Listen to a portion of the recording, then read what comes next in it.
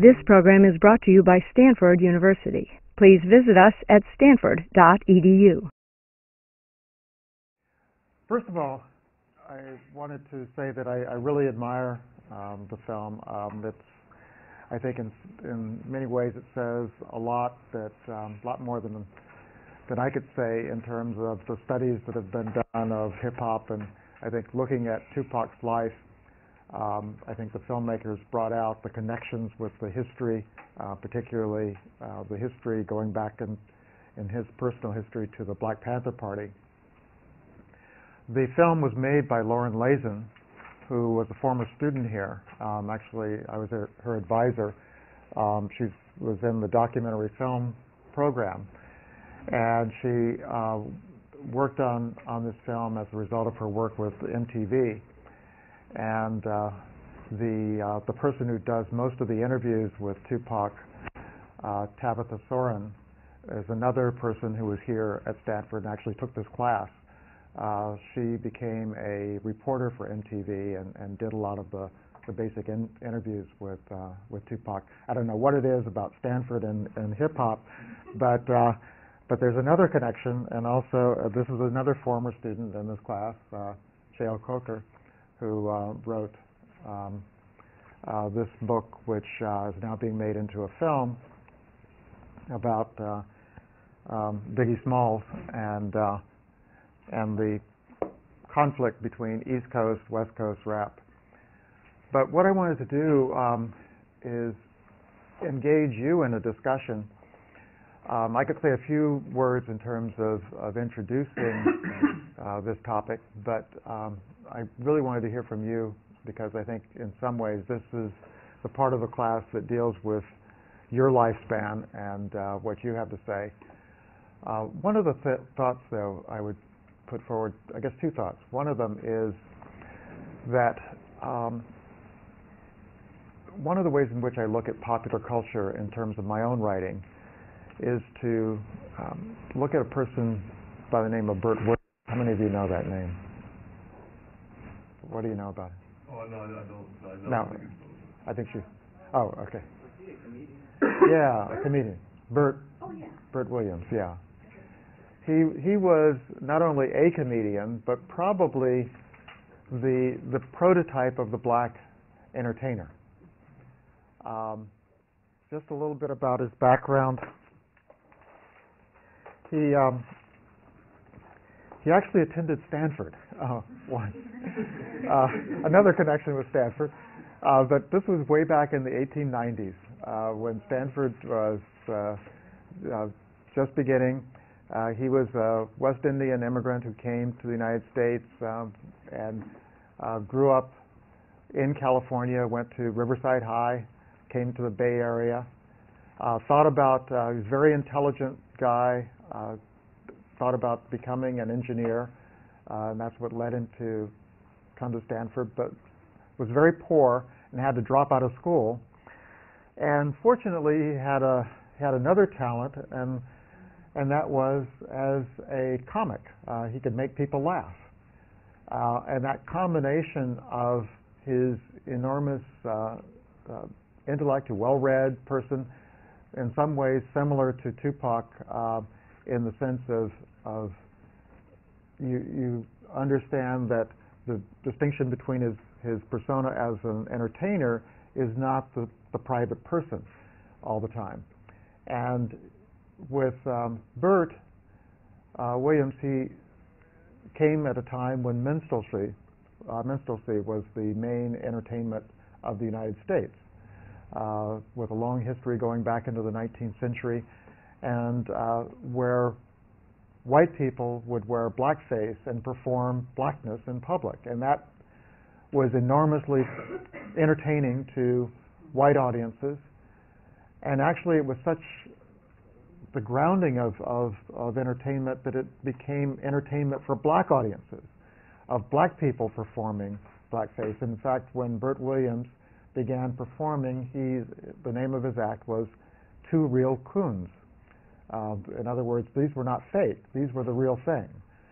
And one of the things I think about in terms of using him as the prototype is that he became the most popular black entertainer of his day. If you know anything about the beginning of vaudeville, the Ziegfeld Follies was the biggest touring act in the United States.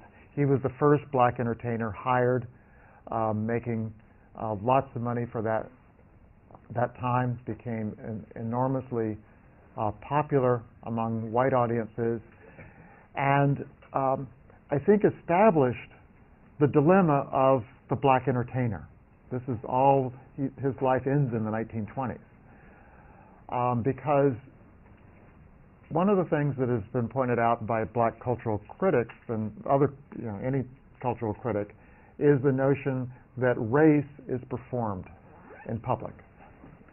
And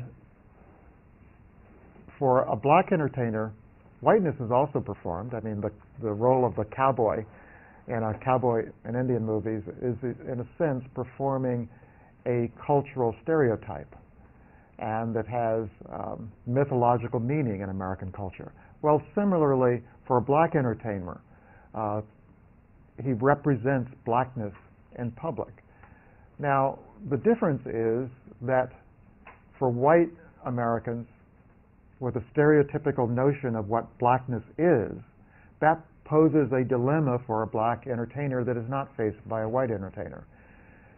You're always thinking self-consciously of the meaning of your public presence for white people as well as for black people. Are you, in a sense, harming the race by your performance? And should that matter, in the sense that it's, after all, just entertainment, and it's a living. It's a way to earn one's living. So Bert Williams, in a sense, became the first black entertainer who faced that dilemma. And what we can see from looking at the people we've discussed in this class is that by the 1920s, with the Harlem Renaissance, that was becoming a major topic. During the 1930s, with the rise of black roles in film, usually minor roles. And we've talked in this class about the way in which Paul Robeson came along and performed blackness in a different way, determined not to fulfill the stereotypes of white Americans in terms of his own film, but he had to go abroad in order to do that. He couldn't go to Hollywood because Stephen Fetchit would be the most highly paid black entertainer in films. Well, I mentioned that to provide a backdrop for where we are now. I think that to some degree there is that minstrel tradition still remains a part of the cultural context in which black entertainment takes place. And I think every black entertainer, whether they want to or not, has to keep in mind that cultural context. Whether they perform it, whether they are running away from it, it's still a part of their consciousness. The other thing I would point out is that during the time of Tupac's emergence, two important things were going on, and they involve gender. One of them is the changing role of the black male. Obviously, with the rise of black on black crime during the 1980s, the increasing drug trade, all of this provided a backdrop for the gangster rap of the 1990s. That was part of Tupac's formative experiences. It's part of the formative experiences of a lot of young black males. At the same time that's going on, something also is going on with black women, which we've discussed in this class. It's interesting that at precisely the time of the emergence of Tupac, there's also the height of popularity of black feminist literature. So you have this contrast between, on the one hand, in black music, being a forum for the expression of the problems and dilemmas of the black male, and literature being the expression of black feminist thought. It's interesting to look at the contrast in terms of the people doing it. Just contrast Alice Walker versus Tupac Shakur. Alice Walker, college-educated, someone who is choosing as her primary means of expression literature, and going back to a tradition of Zora Neale Hurston. Tupac also representing a tradition of going back to the blues in terms of expression of the sentiments of black males. And I mention this in the sense that no artist can remain outside of the cultural context, the historical context. They might not be aware of it, but no one can remain outside of it. So I'd like to kind of throw this out for you, and just, first of all, do you have any responses to the film? I think, did you like it? I mean, is this anyone want to? Yes. When you were talking about being aware, it seemed like, I don't know if it was him or what you said in like a photo, but he seemed very aware of himself and others. And even to the point where it was like he knew what he was doing was wrong, or like it was just like he was incredibly self-aware of everything going on around him. Yeah, and the remainder of the film, there's a lot of interviews that Tabitha does with him, where you can sense him. It's almost like he knows that he's on a destructive path, but he can't get off it. That, one of the points he makes in the film is that before he became a rap artist, he had never been arrested. It's only success and the role that he's pushed into, but also he wants to do. He wants to be that role that causes him all of the problems that he faces as a successful person. Yes. I thought it was interesting how he chose Thug Life to be the name of his movement, and how he tried to twist around like the definition of it. Like, I remember when I was younger, I didn't know that's what he meant. They don't really like show like any of those speeches that he gave. So like, it was interesting how the media just like portrayed him as like, oh, he's trying to support violence. And so when you were growing up, how did you think about him? To him, I thought he was, he was like real, he was like a gangster. He was like real into like crime and things like that. But I thought it was, cool. Maybe when I was younger, and I couldn't do things like that. Yeah. I mean, one of the things that comes through is his intelligence. I mean, he's just really a bright guy. And go ahead. Yeah. I'm actually a fan of it, but it's hard for me to reconcile all the positive songs and commentary that he has with the more dramatically, like, I guess, antisocial parts of his life, or sociopathic, whatever you want to refer to it as, because he's very purposeful, it seems, in what he does. Like you said, he's a very intelligent person, so like the impact of these other things, like they showed the positive songs, for example, but then there are a lot of misogynistic lyrics in his other songs that weren't shown in the documentary. And it's like, how do you, like, does your good music compensate for that? How do you reconcile that with his own self-profile?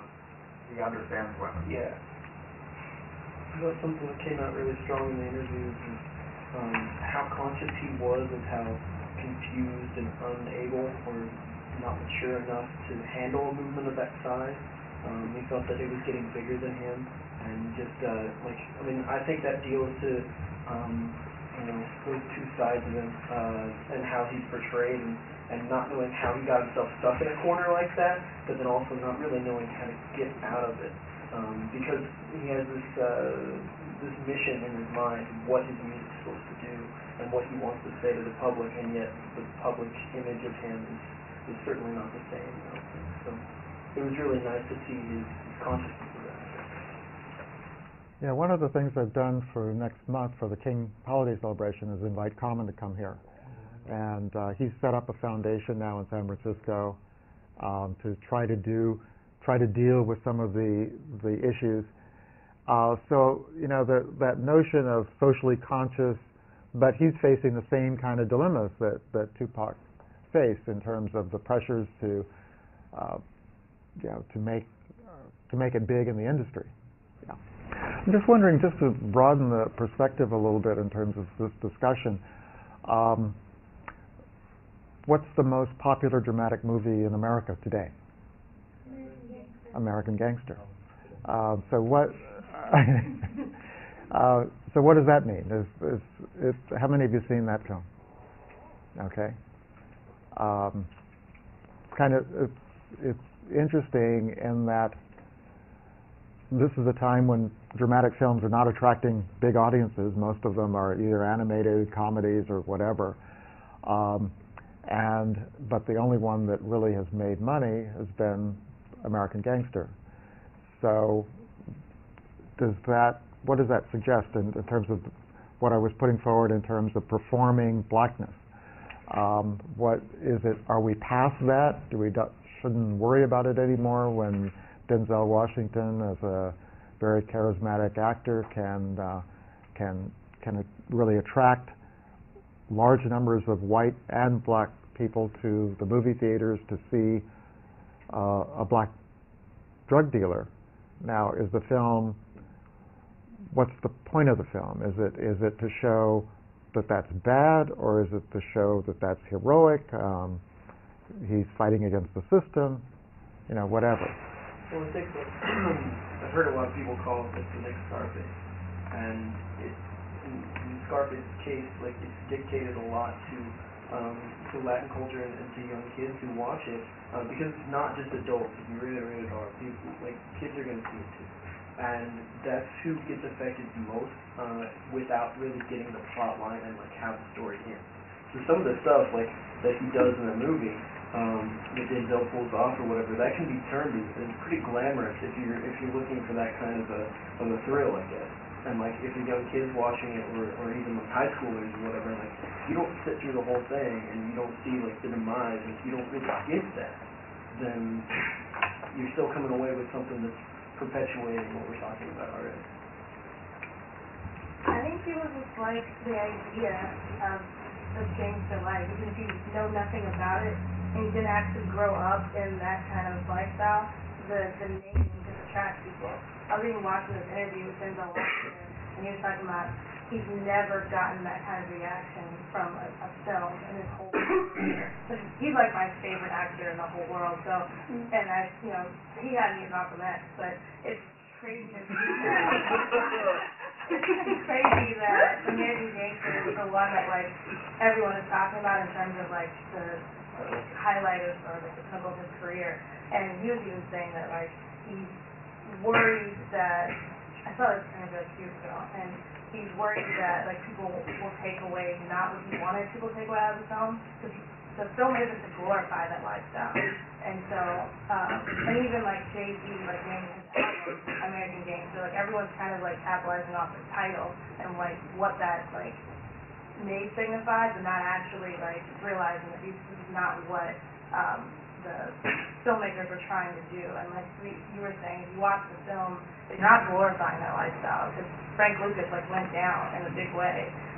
But yeah, there's a lot of gun carrying and shooting people on the streets, and people may walk away being like, oh, that's really cool, but I don't think that's what the filmmakers intended. It's certainly not. Well, did they go down in a really big way? I think so. I don't.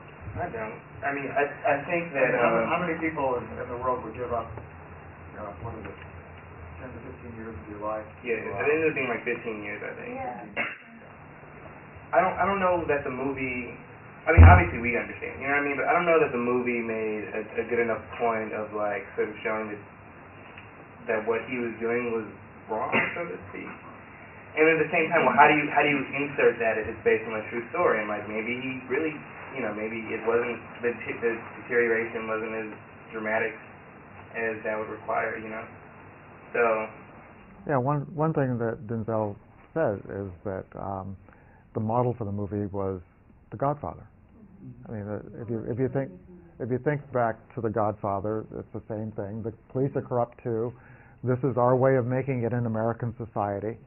That this is just the route that's been open to us. We're taking the world as it exists. Yeah, I think that the point of the movie was to highlight what Jeremiah was talking about, and also I think that they really marketed the Frank Lucas character as someone who was innovative. And I think that was what they were trying to get across. Not that I don't think he was judging him as good or bad, but as, like, innovative. Because he really did something that hadn't been done before. And that's one of the things that they were trying to highlight in the film. Well, that a black person hadn't done before. Yeah. One of the things that is kind of hinted at in the film, but not really developed because it's a different film, it's more about what happens in the United States, is that part of the background for the film is a series of articles that actually appeared in the San Jose Mercury a number of years back about the origins of the drug trade, tracking it back to the Vietnam War and the kinds of deals that were basically made by the CIA to allow the drug trade in order to finance part of the war, and that we're kind of getting the blowback from that, today. That in fact, all the years since then, of all of this encouragement of poppy fields in places like Afghanistan that are now coming back to haunt us, and it's still there, and all the destruction that happened in American society as the result of these political decisions about what had priority. Was it the Cold War or the war on drugs? And it was quite clear that the Cold War took precedence over the war on drugs with respect to alliances we made outside the United States. Now that's an important story to tell, and it actually was quite controversial when the Mercury News tried to tell that story, because they actually showed some of the had documentation of some of the connections there, and even today most people are not willing to accept that story. But it is an important aspect of kind of getting away from the notion that the drug wars of the 1980s just happened. It just kind of came out of nowhere. That these were not the result of decisions. I think someone else had a. Yeah. Well, again, kind of taking a broader view. What is the answer to that question that was raised in the 1920s? Langston Hughes tries to answer it. What is the role of the black artist, raised by Du Bois and many others? Does the black artist have any special responsibility? Is this something that is culture, and especially entertainment? When we're talking about artists, I think Tupac is an artist. Other people I would define as performers. That they're not really the creative agent creating what they are performing. They're simply going out and performing it, and they're doing it for money. So should there be any responsibility? They're just earning a living. They're good singers. They're good dancers. They're, whatever. Why shouldn't they be able to make a living like everyone else without? Does someone question someone who goes to work for a law firm and defends drug dealers? Somebody's got to do it, and it makes money. But why should there be any greater social responsibility for an artist entertainer as opposed to anyone else in society?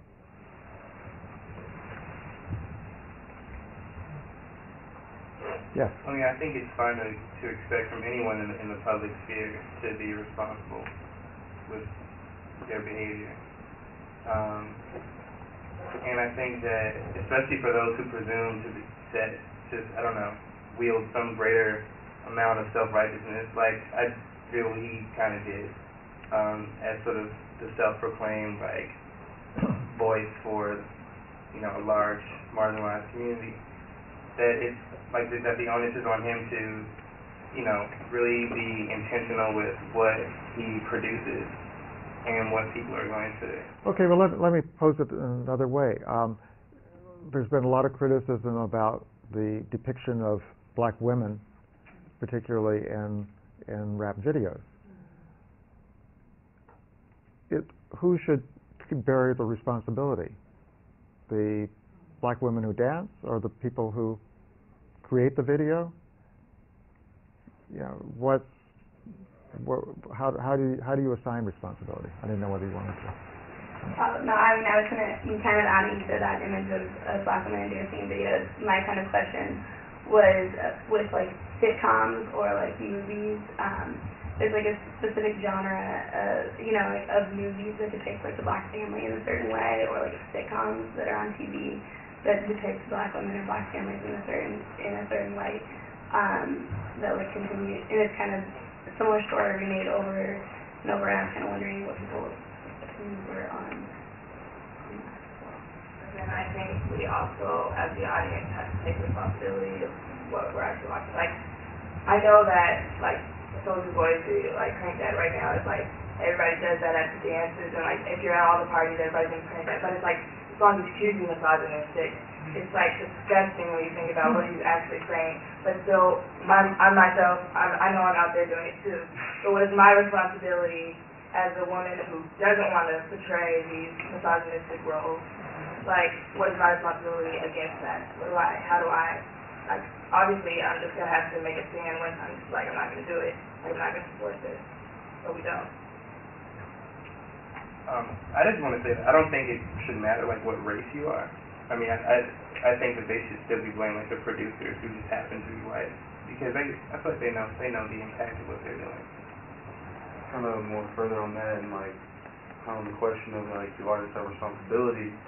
I feel like someone has a responsibility to take care of people who take care of you.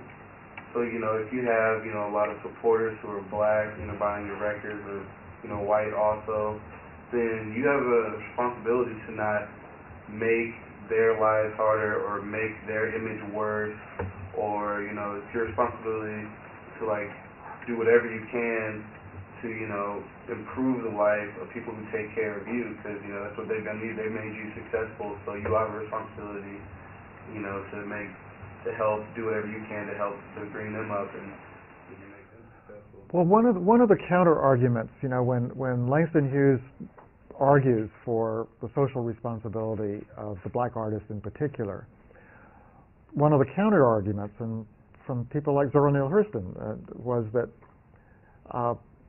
we need to be accurate in terms of describing what is. That, you know, that's our responsibility, to be honest. Now, maybe in a way you can say that some people in the public realm are not being responsible or honest. That is, they're putting forward a phony role, you know, and to some degree you can see that with Tupac. You know, to what degree is he really real in terms of being the thug? You know, here's a guy who, yeah, he grew up poor, but he managed to go to performing schools for the arts. I mean, he had a lot of advantages in his life, and abilities in his life. And he didn't have to make the choices he made after he became successful that got him into all the trouble. So maybe it's not just a choice of either honesty or responsibility. There are two images from the film that are stuck in my mind. One is the scene with the dolls, and the fact that he had to do that to put food on the table, you know what I mean, that kind of thing, just so he could survive, so he could give himself a chance as a performer before becoming an artist. And the other is in the music video. Well, did he have to do that? No. I mean, look, you know. But he chose to as a means. I mean, he's a talented person. He he had other choices. And the other thing that I wanted to point to was the music video where it's all in sepia. All the guys are sitting around the table and they get up, and they're strapped and everything. And it's interesting to me because, like we said, he came from a privileged yet poor background. Privileged in the fact that like he had to start an education through the arts, and yet he wants to make himself hard and prove to the community that he's speaking to that he's one of them by using images like that. Like we talked about earlier, about how how does he balance the positive songs that he made with the negative songs he made. Like, at least he's making positive songs. I mean, I feel like our hip hop nowadays, we're just flooded, bombarded with killing and hoes, having sex, all that, and then we don't accentuate positive enough. The positive things that people do, the positive aspects, of hip hop and black culture in America, instead of just flooding it constantly with negatives, and because it sells, because people. One thing one comparison I've made in public is just the notion of crack. That crack is a concentrated form of cocaine, and that really sells and is really effective, and destroyed lots of lives, including lives of one of my brothers. And this, when you think about it, certain kinds of music right now are kind of the equivalent of crack in the sense of very concentrated, and now they put it right close to your ear, and when you have negativity that close to your brain for many, many hours of the day, and especially when you're young and in your formative years, that can have an enormously destructive. It's almost like we've got a delivery system through technology for delivering negative cultural messages that is unprecedented in human history. And we'll see the result of it over time. Maybe just two final comments, and then we'll have to. You mentioned that Zora Neale Hurston said that artists should sort of render their work in the way that it currently exists. So I feel like he was able to do that with his song "Brenda's Got a Baby," right? You still clearly saw the social conditions that contributed to her plight. At the same time, it was a constructive message. Yeah. So I think more of that, should be out there then. And I still get the point across that, this is what currently exists. I'm seeing it the way it is, but this is where we need to go. Yeah. And I think you had it. Because I think even Lil Wayne has an introspective song or two on his album that no one listens to it. I think, and so I think that even the most stereotypical minstrel type rappers are self-aware, but it's just sort of this cycle. Well, actually, Stepin Fetchit was privately very aware. It was kind of surprising that. And that's another aspect of performance, is that it doesn't represent who you really are. I think you haven't made any comment yet. Yeah, that was actually supposed to be my comment. Basically what I said was social responsibility, musical state and Black feminist writing, where they show the reality of sexual abuse and and it might affect it to stereotype, but at the same time she has the positive writings of feminism and just the positive images of the ethnicity that needs to be shown up to the public. Well, there's always been the choice of people who want to make less money rather than lots of money, and if you're talented, there's a lot of people right here in the Bay Area who make a career in the entertainment industry, and they do positive things. They're just not superstars. So that's part of the choice. But maybe we'll continue this discussion.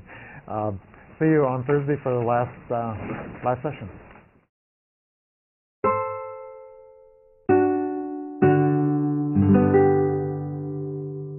The preceding program is copyrighted by Stanford University. Please visit us at stanford.edu.